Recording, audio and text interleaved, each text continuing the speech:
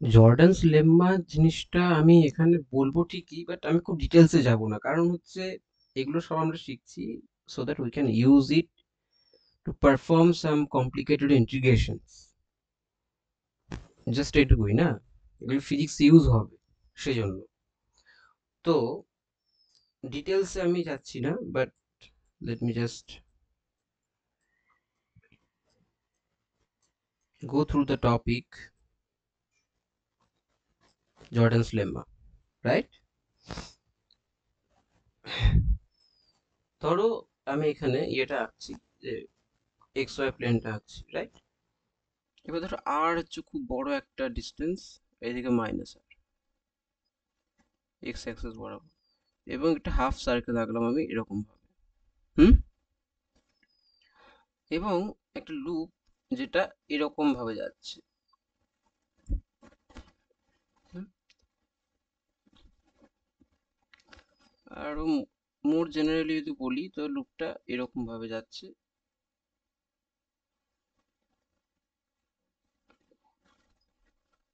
ধরো একটা এরকম ভাবে যাচ্ছে অ্যান্টি ক্লকওয়াইজ। এই লুপটার নাম ধরো C R. R is very large, R is large, ওকে।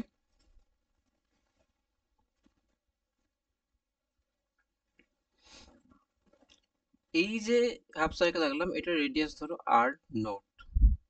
হুম। এবার এই যে রিজিয়নটা আছে, এইটা বাদ দিও। হুম। সেটার ক্ষেত্রে আমরা কি বলছি, যে যদি একটা ফাংশন থাকে, কমপ্লেক্স ফাংশন যেটা ইজ অ্যানালিটিক।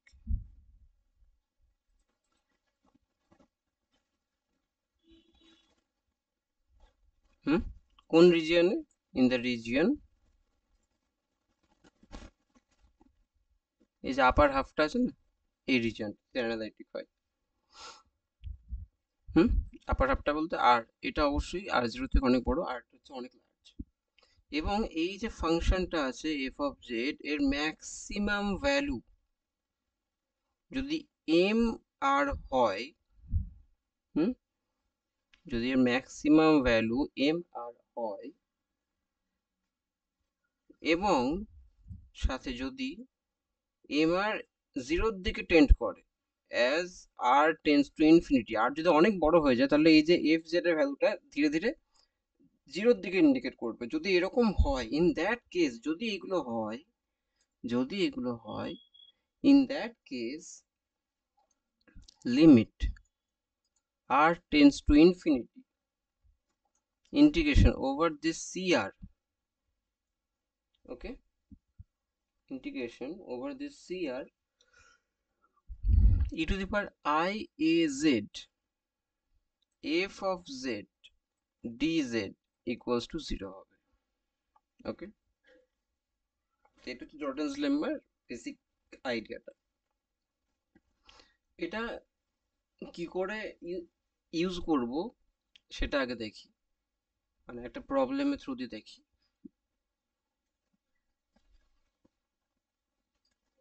বিভিন্ন রকম নর্মাল ইন্টিগ্রেশন, ইভেন যে ইন্টিগ্রেশনগুলো কমপ্লেক্স ইন্টিগ্রেশন না, সেই সমস্ত ইন্টিগ্রেশনের ক্ষেত্রে এই লেম্মাটা ইউজ করা হয়। কিভাবে? ধরো আমাদের একটা ইন্টিগ্রেশন, এটা আমরা বের করতে চাইছি,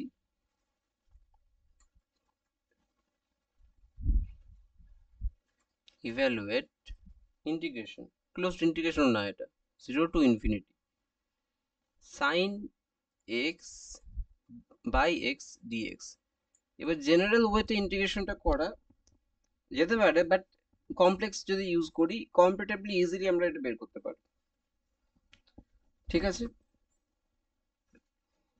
বেশ। এবার আমরা এটাতে কি করছি না,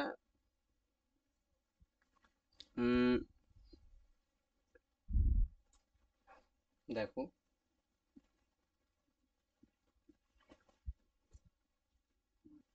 এই ইন্টিগ্রেশনটা আমরা একটু কিভাবে শুরু করছি একটু লক্ষ্য করো, প্রসেসটা লক্ষ্য করো।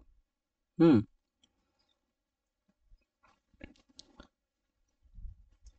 দেখো,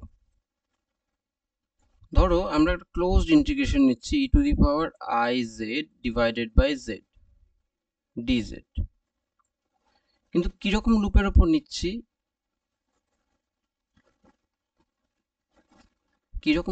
নিচ্ছি, মাইনাস আর থেকে আর অব্দি যাচ্ছে। কিন্তু দেখো এই ফাংশনটা at z equals to 0 তে পোল আছে, তার মানে এই পয়েন্টে পোল আছে একটা, ওখানে কিন্তু এই পয়েন্টে পোল আছে একটা, রাইট? তো এখন যদি আমি একটা লুপ এরকম ভাবে নিই যে এরকম ভাবে যাচ্ছে, এই পোলের উপর দিয়ে চলে গেল, ঠিক আছে, ওটা বাদ দিয়ে দিল পোলটাকে, রাইট? এবং তারপরে এরকম ভাবে, তো এই কার্ভটাকে বলছে সি আর, আর এটা এরকম ভাবে যাচ্ছে, এটা ধরো মাইনাস এপসাইলনে গিয়ে উঠে গেল এবং তারপর নামছে আবার এপসাইলনে গিয়ে, ঠিক আছে? তো রেডিয়াস হয়ে গেল এপসাইলন, ওটা এই ছোট কার্ভটা রেডিয়াস হয়ে গেল এপসাইলন।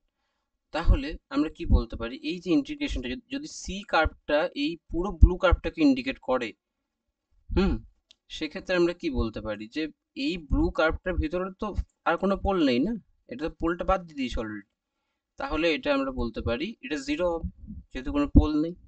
তাহলে যদি কোনো পোল না থাকে বা যদি কোনো সিঙ্গুলারিটি না থাকে, আমরা কি বলতে পারি যে এফ জেড ডি জেড এর ক্লোজড ইন্টিগ্রেশনটা হয়ে যাবে জিরো।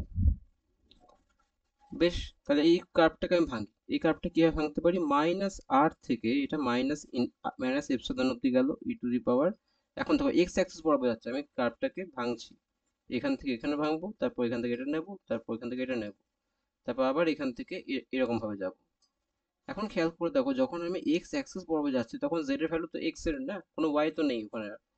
তাহলে এখানে এক্স লিখলাম, ডিভাইডেড বাই এক্স ডিএক্স। তারপরে এই কার্ভটাকে ধরো, আমি সি এপসাইলন বলছি, ঠিক আছে?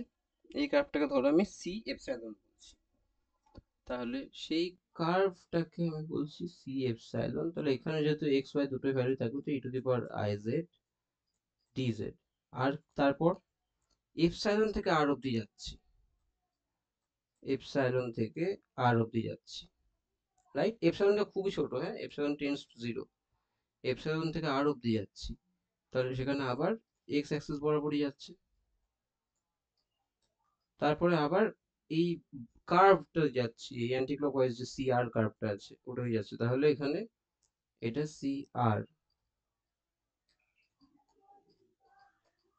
এটা, তাহলে ওই ইন্টিগ্রেশনটাকে আমি এই 1 2 3 4টে রামসে ভাঙলাম। এখন খেয়াল করে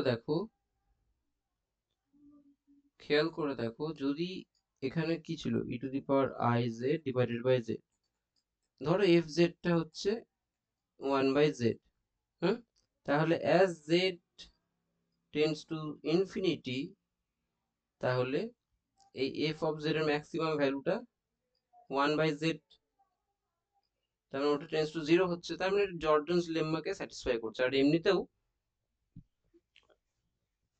রাইট?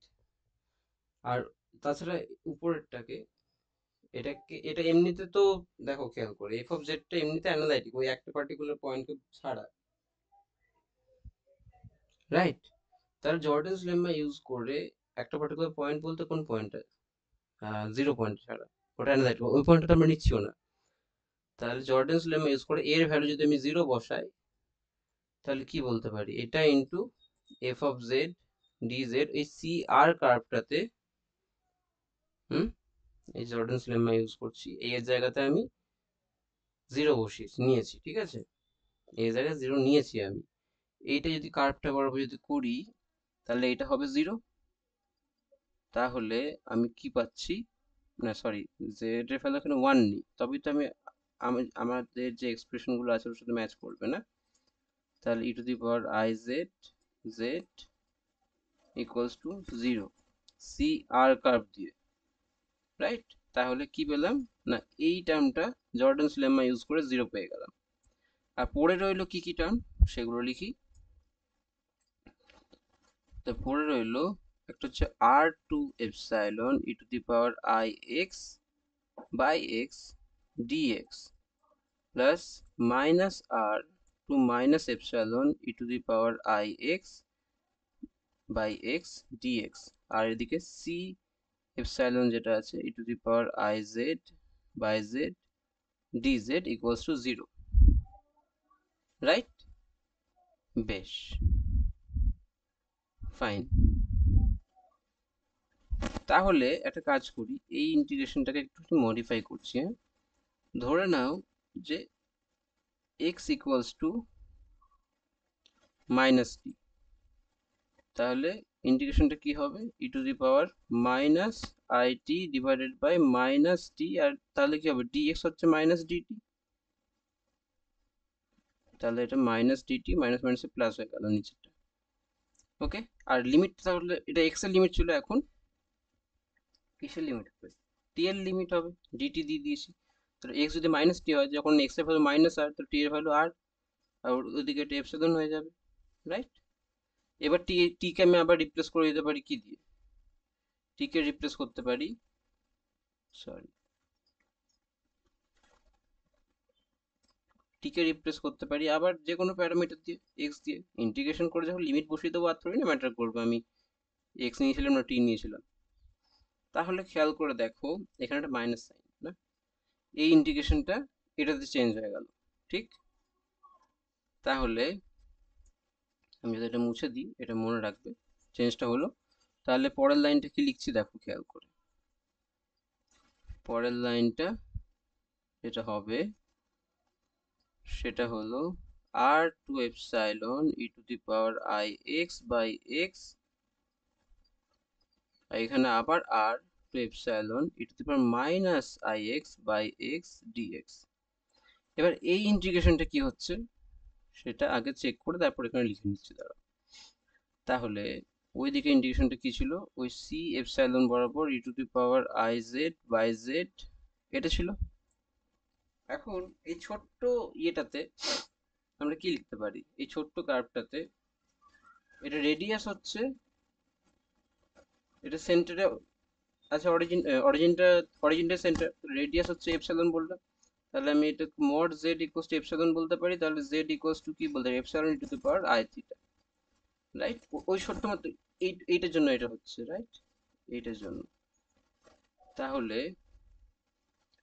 আমরা যদি পুট করি z equals to epsilon e to the power i theta, তাহলে dz কি পাচ্ছি? i epsilon e to the power i theta d theta. কি করে আসছে? চেন রুল দিয়ে তুমি করে নিও, আমি বারবার করে দেখাচ্ছি না। তাহলে c epsilon e to the power i epsilon, right? এটা কি হচ্ছে? E to the power i, z এর জায়গাতে ভ্যালু বসাচ্ছি, e to the power i theta divided by z এর জায়গাতে epsilon e to the power i theta, এদিকে d z এর জায়গাতে iota epsilon e to the power i theta d theta.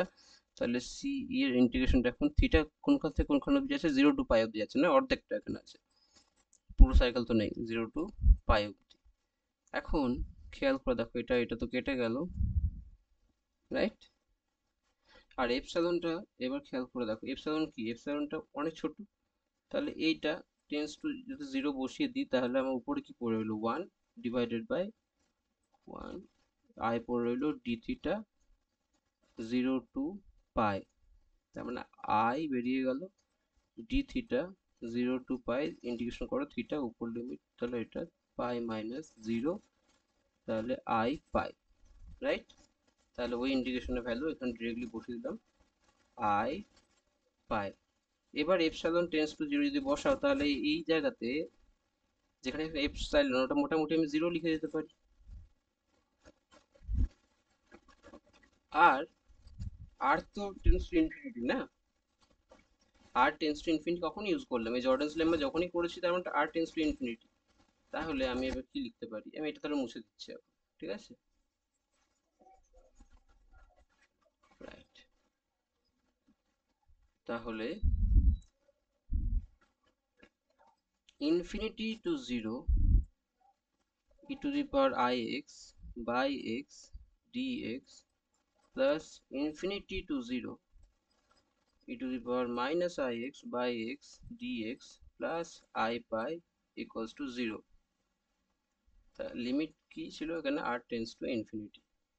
তো এরপরে দেখো দুটোর এখানে সবকিছু সেম, ইভেন লিমিটটাও সেম প্রথম দুটো টার্মের। তাহলে শুধুমাত্র ওই মেন ফাংশনটা বাদ দিয়ে বাকি সব সেম। তাহলে কমন নিতে পারি infinity two zero E to the power i x, right, E to the power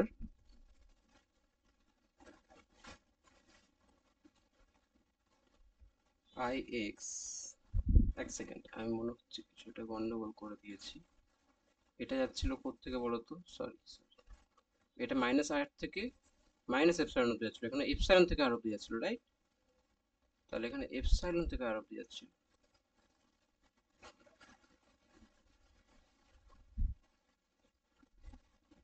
epsilon থেকে আর অব্দি যাচ্ছিল। তাহলে এখন প্রথম টার্মটা এখানে জিরো টু আর হবে, তাই না, জিরো টু আর। বেশ, এখানে আর টু জিরো, তাহলে এটা হচ্ছে জিরো টু ইনফিনিটি হবে এটা, রাইট, প্রথমটা জিরো টু ইনফিনিটি। তাহলে আচ্ছা, এবার আমরা যদি লিমিটকে ফ্লিপ করি তাহলে মাইনাস সাইন চলে আসে একটু, না? এটা প্রথমটা অ্যাজ ইট ইজ রাখলাম, আর তারপরটা আমি লিমিটটা ফ্লিপ করে দিলাম, তাই মাইনাস সাইন চলে এলো। কিছুই করিনি, জাস্ট শুধু লিমিটটা ফ্লিপ করলাম, ইকুয়ালস টু জিরো।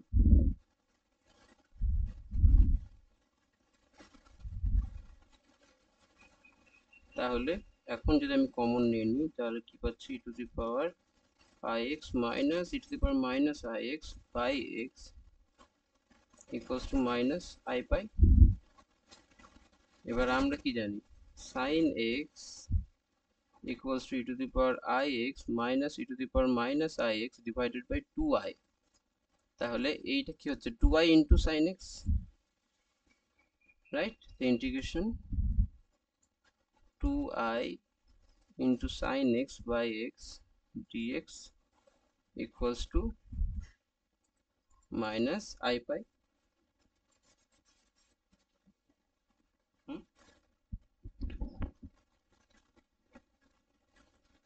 তাই তো। আর একটা জিনিস, যার একটা মনে হচ্ছে ভুল করেছি, সরি, এইটা ডিরেকশনটা খেয়াল করে দেখো। এটা হচ্ছে পাই থেকে জিরোতে যাচ্ছে না, জিরো তো এইটা করেসপন্ডিং অ্যাঙ্গেলটা হচ্ছে জিরো, এটা করেসপন্ডিং অ্যাঙ্গেল হচ্ছে পাই, তো এখানে এই দিক থেকে এই দিক বরাবর যাচ্ছে, তাহলে পাই থেকে জিরো অব্দি যাচ্ছে। তাহলে ওই যেটা করেছিলাম না এই ইন্টিগ্রেশনটা, এটা ইন্টিগ্রেশন করার সময় আমি জিরো থেকে পাই অব্দি করে দিয়েছিলাম, রাইট। ওটা হবে পাই থেকে জিরো, ওটা ঠিক করে নিও। আর পাই থেকে জিরো যদি করো তাহলে এটা মাইনাস আই হয়ে আই চলে আসবে, রাইট। মানে লিমিটটা উল্টো হবে, লিমিটটা উল্টো হবে মানে রেজাল্টটা মাইনাস হয়ে যেত, মানে মাইনাস হয়ে যাবে, তুমি এটা পাই থেকে জিরো অব্দি করো। মানে বুঝতে পারছো কি বললাম, পাই থেকে যখনই জিরো করবে তখন কি হবে, আয়োটা ব্র্যাকেটে জিরো মাইনাস পাই চলে আসবে না, মাইনাস, লিমিটটা উল্টে গেল, মাইনাস আই পাই চলে আসবে। বেশ, তাহলে এটা এটা মাইনাস তো থাকলো না, ওইদিকে চলে যাওয়ার পর প্লাস হয়ে যাবে, রাইট, এটা মাইনাস থাকবে। তাহলে এদিকে দেখো কি, টু আই তো বেরিয়ে গেল, আই আই দুদিক থেকে কেটে গেল, তাহলে কি বলতে পারি, sine x by x d x equals to pi by two. ঠিক আছে।